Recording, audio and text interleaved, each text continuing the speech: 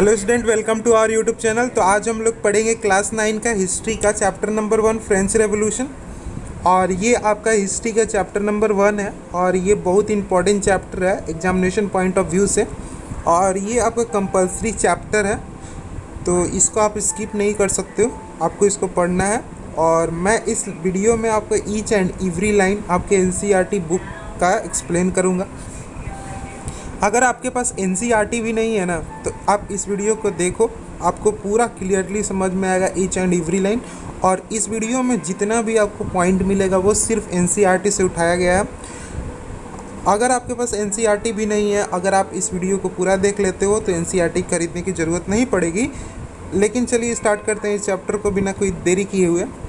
तो सबसे पहले हम लोग इस चैप्टर में देखेंगे इंट्रोडक्शन के बारे में। देखो, इसमें हम सिर्फ इस लेक्चर में हम लोग पढ़ने वाले हैं इंट्रोडक्शन के बारे में, कि फ्रेंच रेवोल्यूशन की स्टार्ट कैसी हुई, क्यों हुई, उसके बारे में जानेंगे। और उसके बाद हम लोग क्या करेंगे कि टॉपिक वाइज टॉपिक हर एक लेक्चर में कवर किया जाएगा। तो इसलिए आपको क्या करना होगा, इस चैनल को सब्सक्राइब कर लोगे तो आपको क्या होगा कि हर वीडियो का नोटिफिकेशन मिल जाएगा। जैसे ही मैं इस वीडियो से रिलेटेड कोई भी लेक्चर को अपलोड करता हूँ इस चैप्टर से रिलेटेड, तो आपको मिल जाएगी। तो आपको कुछ करना नहीं है, सिर्फ आपको सब्सक्राइब जाके कर देना है चैनल को और बेल आइकन में जाके ऑल कर देना है। बस आपको इतना काम करना है। और इसमें आपको each and every topic wise आपको वीडियो मिल जाएगी, तो आपको कोई डर की बात नहीं है। और आपको एक एंड एवरी लाइन को मैं वर्ड बाई वर्ड समझाने का प्रयास करूँगा। तो चलिए स्टार्ट करते हैं बिना कोई देरी किए हुए। सबसे पहले देखते हैं फ्रेंच रेवोल्यूशन का शुरुआत कहाँ से हुआ। देखो क्या होता है कि यहाँ पे ऑन द मॉर्निंग ऑफ 14 जुलाई 1789, यानी 14 जुलाई 1789 की सुबह, the city of Paris was state of alarm. देखो, सिटी ऑफ पेरिस यानी पेरिस जो था सिटी, उसमें स्टेट ऑफ अलार्म। अब स्टेट ऑफ अलार्म का क्या मतलब है? देखो, स्टेट ऑफ अलार्म का मतलब होता है आतंक जैसा माहौल था। अब क्या हो गया था फ्रेंच सोसाइटी में कि 14 जुलाई 1789 को फ्रेंच में आतंक जैसा माहौल हो गया था। उसके बारे में हम लोग डिस्कस करेंगे आगे। तो उस समय क्या हुआ कि फ्रेंच सोसाइटी में कि वहाँ पे आतंक जैसा माहौल हो गया। स्टेट ऑफ अलार्म मतलब होता है आतंक जैसा माहौल। और आपको पता है कि जो पेरिस है वो सिटी है किसका? फ्रेंच का। तो फ्रेंच के सिटी में, पेरिस में, तो वो क्या हुआ था, वहाँ पे आतंक जैसा माहौल हो गया था। कब हुआ था? 14 जुलाई 1789 को। क्या हुआ था देखो, डिटेल में हम लोग कवर करते हैं। देखो क्या हुआ था कि the king had commanded troop to move in to city. जो फ्रांस का राजा था उसने अपने ट्रूप मतलब क्या होता है? ट्रूप मतलब बेसिकली सैनिक होता है। और जो फ्रांस का राजा था वह अपने सैनिक को ये आदेश दिया, कमांडेड मतलब आदेश देना, कि वो सिटी में जाए। कहाँ जाए? सिटी में। कहाँ सिटी था? पेरिस जो सिटी था उसमें जाने के लिए वहाँ का फ्रेंच का जो राजा था उसने अपने सैनिकों को आदेश दे देता है। अब देखो यहाँ से क्या होता है कि अब जब उसने ये बात पता चली फ्रेंच सोसाइटी में कि जो राजा उनका है, उसने क्या किया है कि उसने ऑर्डर दे दिया है किसको? ट्रूप्स किसको कहते हैं? सैनिक को, कि जाओ तुम सिटी में जाओ। तब इस बात के चलते एक अफवाह फैलती है। क्या फैलती है अफवाह? Rumours spread that he would soon order the army open fire upon citizen.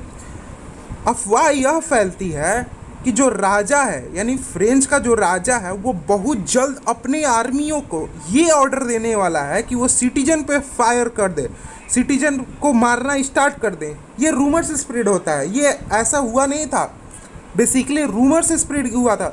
जब क्या हुआ था कि 14 जुलाई 1789 को, उस समय पेरिस में एकदम आतंक जैसा माहौल था।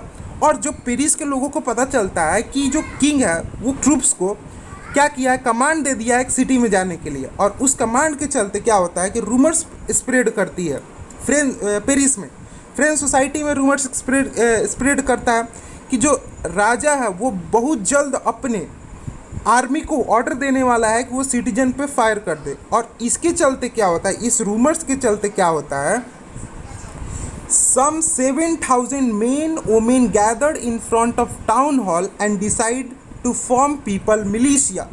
अब इस रूमर्स के चलते क्या होता है, लगभग 7,000 मेन एंड वोमेन, लगभग 7,000 मेन और वोमेन गैदर होते हैं। कहाँ पे? टाउन हॉल के सामने, in the front of town hall, यानी टाउन हॉल के सामने लगभग 7,000 मेन एंड वोमेन गैदर होते हैं और वो लोग क्या करते हैं, मिलिशिया का फॉर्मेशन करते हैं। मिलिशिया का, पीपल का मिलिशिया क्या होता है? देखो, पीपल का मिलिशिया बेसिकली कहने का मतलब है कि एक पीपल का ग्रुप बनाते हैं, वो लोग संगठन बनाते हैं, ग्रुप बनाते हैं पीपल का। जो पीपल का मिलिशिया का जो ग्रुप बना तो उनका क्या, उसने क्या किया, they broke into number of government building in search of arm. जो पीपल का मिलिशिया था उसने क्या किया कि बहुत सारे गवर्नमेंट बिल्डिंग को तोड़ डाला, किसके खोज में? आर्म्स। आर्म्स मतलब क्या होता है? आर्म्स मतलब होता है आपका हथियार, जो अस्त्र शस्त्र होता है ना, आर्म्स यानी हथियार जो होता है ना, उसके खोज में। जो वहाँ जो पीपल का मिलिशिया बना था उसने बहुत सारे गवर्नमेंट बिल्डिंग को तोड़ डाले। किसको तोड़े? गवर्नमेंट बिल्डिंग को तोड़ डाले, किसके खोज में? आर्म की खोज में, आपको याद रखना है। अब देखो क्या होता है कि finally A group of several hundred people merge toward the eastern part of city. लगभग सैकड़ों लोग का ग्रुप जो पेरिस के ईस्टर्न पार्ट में जाता है और वहाँ पे पेरिस के ईस्टर्न पार्ट में एक किला था जिसका नाम था बास्तिल। आपको नाम याद रखना है, किला का नाम क्या था? बास्तिल नाम था। तो बास्तिल की ओर चले जाते हैं, लगभग सैकड़ों लोग का ग्रुप जाता है ईस्टर्न पार्ट ऑफ सिटी और storm the fortress prisoner Bastille. और वो लोग क्या करते हैं? बास्तिल पे धावा बोल देते हैं। अब बास्तिल पे धावा बोलने के, स्ट्रॉम मतलब धावा बोलना या तोड़ना, उस पे क्या करते हैं? स्ट्रॉम यानी धावा बोल देते हैं बास्तिल पे, जो फोर्ट्रेस प्रिजनर था।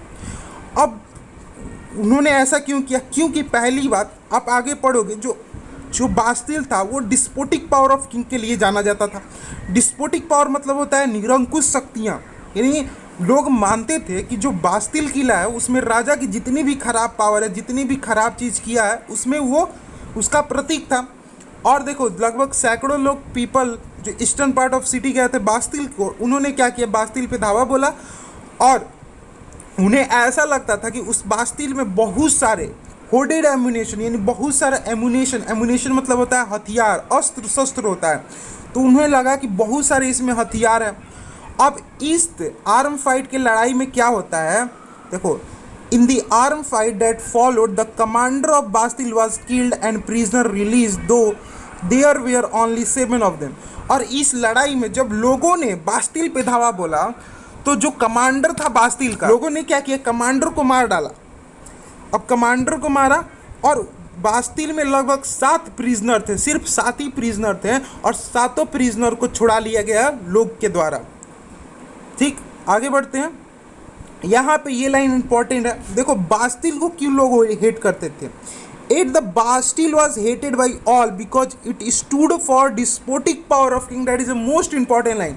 जो बास्टिल है उसको लोग हेट इसलिए करते थे क्योंकि वो डिस्पोटिक पावर यानी राजा की निरंकुश शक्तियों का प्रतीक था। यानी राजा जितने भी खराब, उसका लगता, लोगों का मानना था कि जो बास्तिल है उसमें राजा का जितना भी खराब पावर है उसका वो एक सिंबल है, प्रतीक है। ठीक है, ये that is most important line, ये आपको याद रखना है कि बास्टिल को लोग क्यों हेट करते थे? Because it stood for despotic power of king. ये लाइन इंपॉर्टेंट है। ठीक है, उसके बाद आता है द फोर्ट्रेस वॉज डिमोलिश, और उस फोर्ट्रेस को तोड़ दिया गया जो बास्तिल था। देखो यहाँ पे आप बास्तिल को देख सकते हो, ये जो बास्तिल है इसको तोड़ दिया गया किसके द्वारा? लोगों ने, जो सैकड़ों लोग गए थे, जो पीपल का मिलिशिया बना था और सैकड़ों लोग ईस्टर्न पार्ट ऑफ सिटी में गए थे जहाँ पे बास्तिल था, तोड़ दिया गया लोगों के द्वारा। And it stone fragment were sold in the market for all those who wish to keep the souvenir of it destruction. और जिसके स्टोन फ्रेगमेंट यानी जो बास्तिल तोड़ा गया तो उसमें से जितना सारा स्टोन निकला उसको कुछ लोगों ने क्या किया? उसको मार्केट में सोल्ड कर दिया, यानी मार्केट में बेच दिया। और कुछ लोगों ने उसे अपने सुवर्नियर ऑफ डिस्ट्रक्शन के तौर पे रख लिया। उन्हें एक ऐसा सबूत लगा कि उस सबूत के तौर पे उन्होंने रखा कि हमने बास्तिल को तोड़ा है, तो इसलिए उन्होंने सुवर्नियर ऑफ इट डिस्ट्रक्शन के तौर पे रख लिया। उसके बाद आता है, अब देखो क्या होता है उस दिन। यहाँ पे कहना है the day date follow some more right both Paris and countryside. और उस समय 14 जुलाई 1789 के समय यानी 1789 के समय फ्रेंच सोसाइटी में बहुत सारे राइट्स देखे गए, पेरिस में भी और पेरिस के बाहर भी। कंट्री साइड मतलब पेरिस के बाहर, सिटी से बाहर, विलेजेस एरिया को कंट्री साइड कहा जाता है बेसिकली।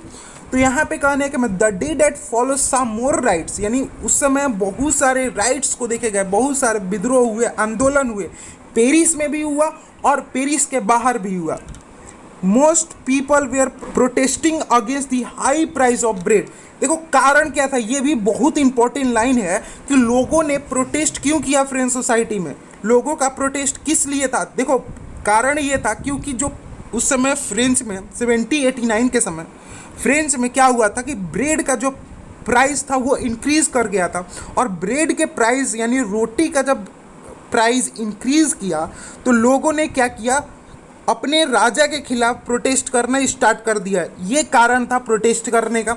अब ये कैसे होता है, क्यों ब्रेड का प्राइस को इंक्रीज़ करना पड़ा, उसको हम लोग नेक्स्ट लेक्चर में देखेंगे कि राजा ने कैसा कैसा काम किया कि जिससे उसका जो ट्रेजरी था वो खाली हो गया, और उसने क्या किया कि टैक्सेस को इंक्रीज़ करना स्टार्ट किया, और उसी के कारण क्या हुआ कि ब्रेड का प्राइस भी इंक्रीज़ किया। अब देखते हैं क्या होता है।